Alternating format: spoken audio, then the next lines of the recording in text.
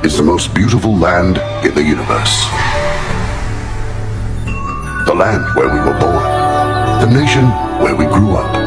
So many colors that live together in peace, with a million timeless treasures, with an abundance of natural wealth. Indonesia is not just wonderful. Indonesia is a wonderland.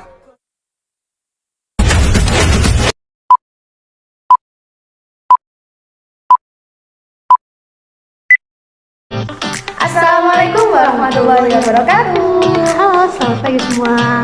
Kita dari kelompok 4. Di sini saya Nanda Hartati dengan NIM 080 Dan saya Rizka Febrianti dengan NIM 092. Oke, di sini kita ingin membahas materi kita apa sih tadi? Integrasi nasional.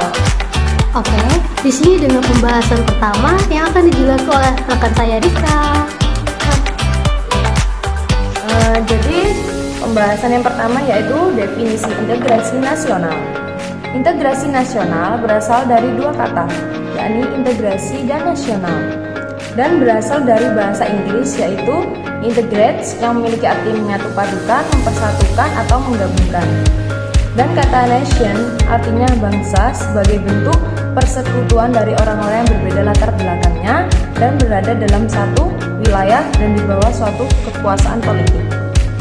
Pada KBBI, Kamus Besar Bahasa Indonesia, integrasi memiliki arti pembauran sehingga menjadi satu kesatuan yang bulat dan utuh. Dan menurut beberapa pakar, yaitu 1. Safruddin, integrasi nasional adalah bahwasannya upaya menyatukan seluruh unsur-unsur suatu bangsa dengan pemerintah dan wilayahnya.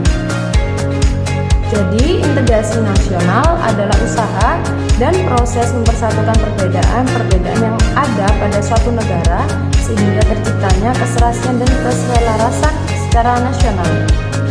Seperti yang kita ketahui, Indonesia memiliki suatu kebudayaan, macam raga, suku, budaya, dan ras, dan lain-lain yang sangat besar, baik dari kebudayaan ataupun wilayahnya.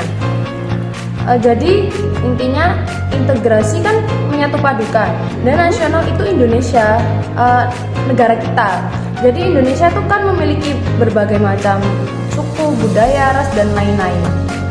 Dan dengan integrasi nasional itu tadi, bagaimana sih Indonesia itu bisa menyatupadukan semuanya itu?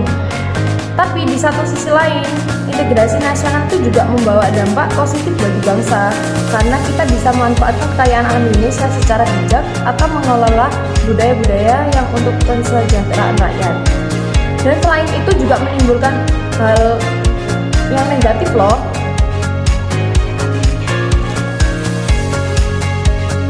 Hal negatifnya nanti akan dijelaskan di bawah ya. Dan adapun syarat-syarat integrasi nasional yaitu 1. Kesadaran. Rasa kesadaran merupakan hal yang penting dalam mewujudkan integrasi nasional, khususnya kesadaran akan perbedaan, saling menghargai antara satu dengan yang lainnya. Selain itu juga adanya rasa kesadaran akan pentingnya saling berhubungan antara satu dengan yang lain dalam hidup bermasyarakat, berbangsa, dan bernegara. Jadi masyarakat Indonesia itu juga harus perlu adanya kesadaran. Kalau nggak sadar, kalau masyarakat Indonesia nggak ada kesadarannya, mau gimana Indonesia ini menyatupadukan dengan yang lain itu bagaimana? 2. Adanya konsensus bersama. Untuk masyarakat yang majemuk seperti Indonesia ini, pastinya ada suatu kesepakatan atau konsensus bersama mengenai aturan dan nilai dalam menjalani kehidupan berbangsa dan bernegara. Hal itu bertujuan akan mewujudkan nilai persatuan dan kesatuan. Apa sih konsensus itu? Konsensus itu ya setiap persetujuan. Kalau kita melakukan suatu musyawarah, itu kita juga harus memerlukan voting dan adanya persetujuan dari itu tadi. Kalau tidak ada konsensus bersama ya akan terpecah belah, akan adanya pertukaran antara ketidaksetujuan dengan kesetujuan hak yang lain. Yang ketiga, adanya nilai dan norma. Dalam suatu kehidupan berbangsa dan bernegara, pastinya ada nilai dan norma yang harus ditaati oleh setiap anggotanya. Jadi, setiap masyarakat Indonesia di lingkungannya masing-masing, wilayah masing-masing, kan pasti sudah ada nilai peraturan yang ditetapkan oleh pemerintah, RT, RW, dan kalau misalnya di rumah itu pasti kepala rumah tangga juga menerapkan nilai dan peraturan itu tadi. Jadi kalau misalnya masyarakat Indonesia itu tidak menaati peraturan dan norma itu tadi, ya nggak akan bisa integrasi nasional itu berjalan. Setelah syarat-syarat integrasi nasional, yaitu pembahasan selanjutnya adalah jenis integrasi. Menurut Myron Weiner dalam ramalan Subakti, menurutnya integrasi politik adalah penyatuan masyarakat dengan sistem politik. Integrasi politik dibagi menjadi 5 jenis. 1. Integrasi bangsa. Integrasi bangsa menunjuk pada proses penyatuan berbagai kelompok budaya dan sosial dalam satu kesatuan wilayah dan dalam suatu pembentukan identitas nasional. Yang kedua, integrasi wilayah.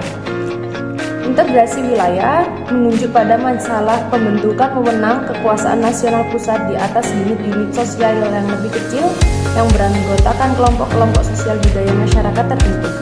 Yang ketiga, integrasi nilai. Integrasi nilai menunjuk pada adanya konsensus terhadap nilai yang minimum yang diperlukan dalam memelihara tertib sosial. Yang keempat, integrasi elit massa. Integrasi elit massa menunjuk pada masalah penghubungan antara pemerintah dengan yang diperintah, mendekatkan perbedaan-perbedaan mengenai aspirasi dan nilai pada kelompok elit dan massa. Adapun yang terakhir, yang kelima, integrasi tingkah laku. Integrasi tingkah laku menunjuk pada penciptaan tingkah laku yang terintegrasi dan yang diterima demi mencapai tujuan bersama. Dan adapun contoh-contoh integrasi politik, yaitu 1. Integrasi Eropa. Integrasi Eropa merupakan suatu proses di mana negara-negara Eropa bekerja sama dalam hal ekonomi, politik, hukum yang melibatkan pertukaran informasi dan standar. Dan adapun selanjutnya yaitu integrasi Asia. Integrasi politik di Asia melibatkan beberapa negara seperti ASEAN yang bertujuan untuk mengatasi masalah ekonomi, politik, dan hukum di kawasan Asia. Jadi kesimpulannya, setiap negara itu pasti ada kerjasamanya dengan negara yang lain. Contohnya Indonesia ini bekerjasama dengan negara-negara lain untuk mengatasi masalah ekonomi, politik, dan hukum yang lain. Dan sepertinya contoh-contoh tadi itu masih banyak sebenarnya. Dengan integrasi politik, negara-negara bisa memperkuat posisi mereka secara global dan memperkuat koordinasi kerjasama antar negara, sehingga dapat memecahkan masalah-masalah yang muncul dan memperkuat stabilitas politik dan ekonomi. Namun, integrasi politik juga memiliki beberapa tantangan, seperti halnya masalah kebijakan yang berbeda dan masalah kultural yang berbeda antar negara. Oleh karena itu, negara-negara lainnya juga harus bisa bekerjasama dan berkoordinasi dengan baik agar integrasi politik dapat berjalan dengan baik dan memberikan manfaat bagi masing-masing negara dan masyarakat. Jadi intinya negara-negara lainnya itu juga harus bekerjasama agar bisa mencapai tujuan yang dituju itu dengan baik. Seperti itu, teman-teman. Adapun jenis dan contoh-contoh dari integrasi nasional, yaitu 1. Integrasi akulturasi adalah penggabungan dua atau lebih kebudayaan tanpa menghilangkan ciri kebudayaan asli. Yang kedua ada integrasi instrumental, terjadi secara nyata sebagai akibat adanya keseragaman antar individu dalam lingkungan masyarakat. Yang ketiga ada integrasi korsif, adanya pengaruh dari penguasa dan bersifat paksaan. Yang keempat integrasi ideologis, terjadi secara nyata karena adanya ikatan ideologis atau spiritual yang kuat tanpa adanya unsur paksaan. Yang kelima, integrasi fungsional, yaitu adanya berbagai fungsi tertentu dari semua pihak yang ada di dalam masyarakat. Yang keenam, integrasi asimilasi, penggabungan dua atau lebih kebudayaan yang menghilangkan ciri khas dari kebudayaan aslinya yang diterima oleh masyarakat. Dan adapun yang terakhir, integrasi normatif, terjadi karena keberadaan norma-norma yang berlaku dan persatukan masyarakat yang ada, sehingga integrasi mudah terbentuk. Adapun contoh-contoh dari integrasi nasional, yaitu untuk mewujudkan integrasi nasional, banyak cara yang bisa ditempuh. Antara lain, 1. Dengan bekerja atau bergotong royong. Gotong royong adalah cara sederhana untuk melepaskan semua perbedaan yang ada di dalam kelompok masyarakat. Dalam bekerja bergotong royong, suatu kelompok akan lebih memiliki kerjasama dan memiliki masalah dan beramai-ramai daripada fokus pada perbedaan. 2. Kulturasi dan asimilasi. Perpaduan dua kebudayaan yang berbeda menjadi suatu kebudayaan baru memberi dampak baik pada proses integrasi suatu bangsa. Yang ketiga, kehidupan toleransi beragama, yaitu Indonesia terdiri dari banyak agama dan kepercayaan. Oleh karena itu, toleransi beragama menjadi salah satu cara menjaga keutuhan bangsa ini. Toleransi antar utama beragama akan membuat bangsa Indonesia bisa menjadi lebih solid ke depannya. Nah, itu tadi contoh-contoh integrasi nasional. Jadi kesimpulannya, kalau Indonesia mau bekerja sama untuk menyatu padukan keberagaman yang ada itu, ya harus dengan bekerja sama ataupun bergotong royong, Toleransi juga kan? ya harus begitu. Karena kalau Indonesia tidak ada saling toleransi, ya pasti akan pecah. Iya. Karena kan Indonesia juga memiliki banyak agama, suku gitu. Ya itu tadi sih dari aku, dan yang selanjutnya materi-materi selanjutnya akan dijelaskan oleh pakar saya. Oke, materi selanjutnya yaitu faktor-faktor yang mempengaruhi integrasi nasional. Yang pertama ada faktor pendorong integrasi nasional, yang dimana ada pun faktor pendorong diantaranya: satu, adanya rasa senasib dan seperjuangan yang diakibatkan oleh faktor-faktor sejarah Indonesia yang telah mengalami sejarah yang kelam di masa lalu. Jika di masa lalu rasa senasib seperjuangan digunakan untuk mewujudkan kemerdekaan, di era sekarang ini rasa senasib seperjuangan digunakan untuk memperkuat stabilitas nasional demi terwujudnya persatuan Indonesia dan integrasi nasional. Yang pertama, ideologi nasional. Negara kita Indonesia negara Pancasila tentunya.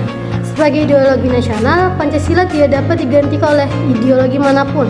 Walaupun Indonesia terdiri dari banyak kepercayaan, arti penting dan fungsi Pancasila sebagai pandangan hidup bangsa Indonesia tidak bisa terlepas dari kehidupan sehari-hari masyarakat, tentunya ya. Yang kedua, adanya sikap tekad dan keinginan untuk kembali bersatu.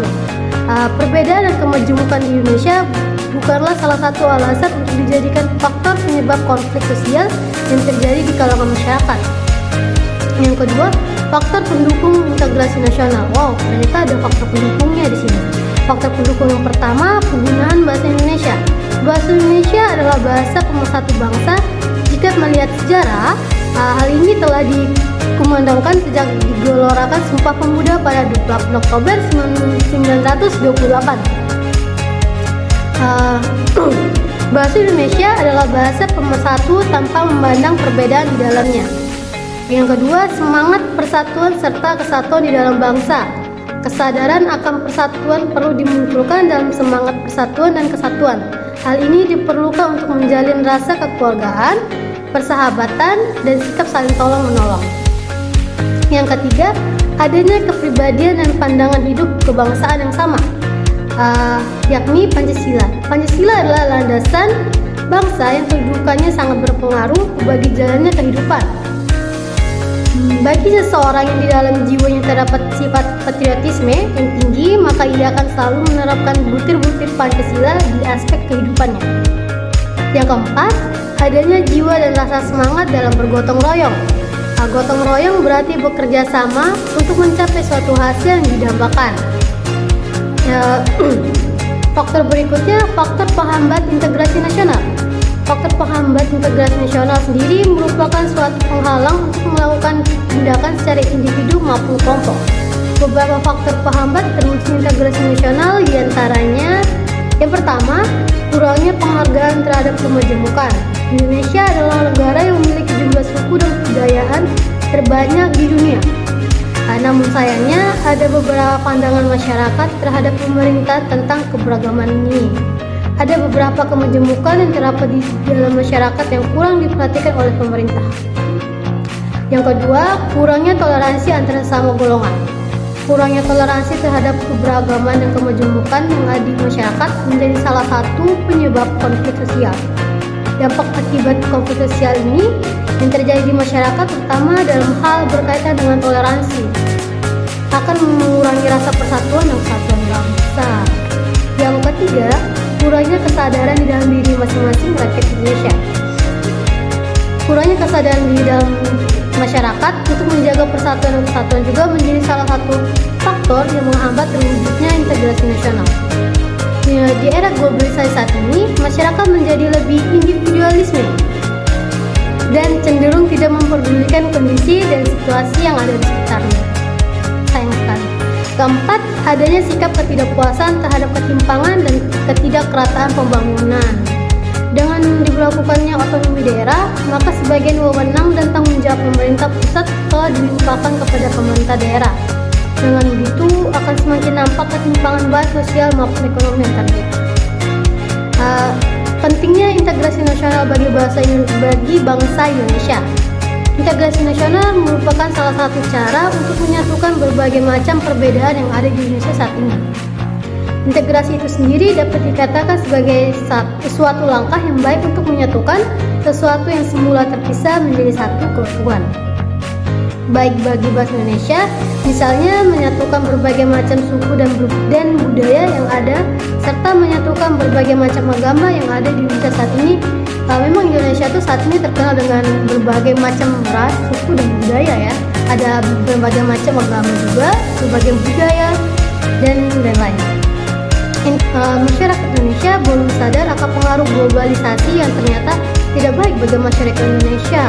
Selain pengaruh globalisasi, masyarakat Indonesia bertindak atas wewenang sendiri maupun kelompok, sehingga konflik terjadi di mana-mana seperti pertengkaran antar suku, pembakaran tempat ibadah, dan lain sebagainya.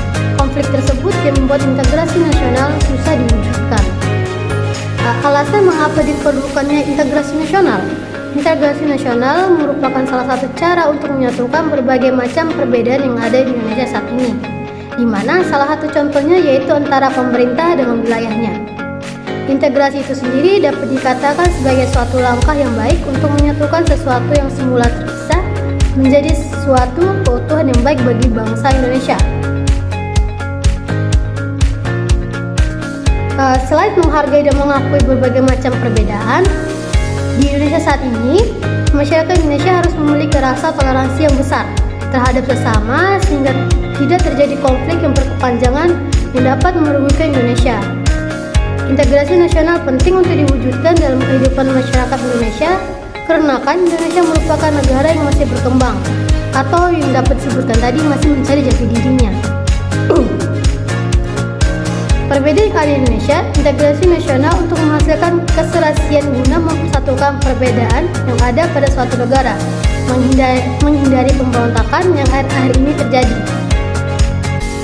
Menjaga nasionalisme setiap warga negara, menghindari perang saudara, dan demi membawa bangsa Indonesia menjadi bangsa yang besar, pentingnya membangun integrasi nasional.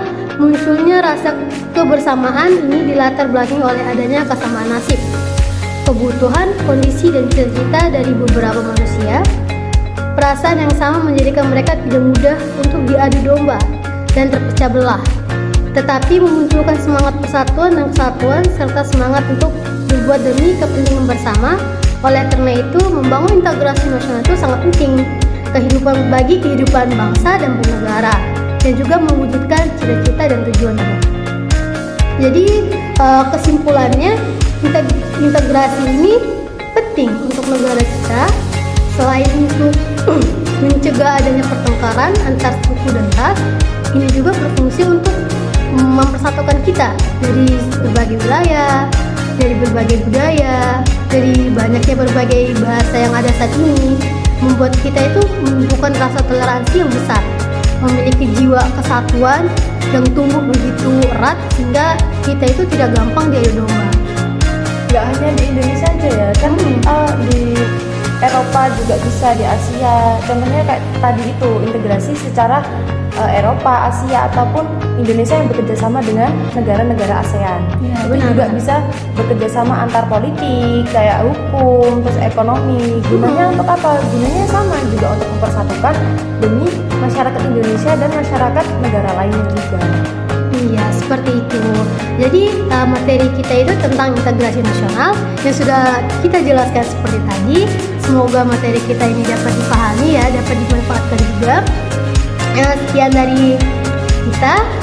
Kalau misalnya ada salah, mohon dimaafkan karena kita juga masih belajar. Dan semoga saja dapat nilai yang memuaskan. Iya, amin. bagi teman-teman yang lihat ini, jangan lupa ya untuk like, komen, dan saran serta kritik salah kita itu gimana. Iya, kita butuh itu. Ya, support untuk kita juga dan pelajaran kita. Ya, itu sih akhiran dari kelompok kami. Saya Rizka Febrianti pamit undur diri. Dan saya Nanda Hartati pamit undur diri. Undur makola walat undur makola. Jangan lihat siapa yang menyampaikan, tapi lihatlah apa yang disampaikan. Wassalamualaikum warahmatullahi wabarakatuh. Dan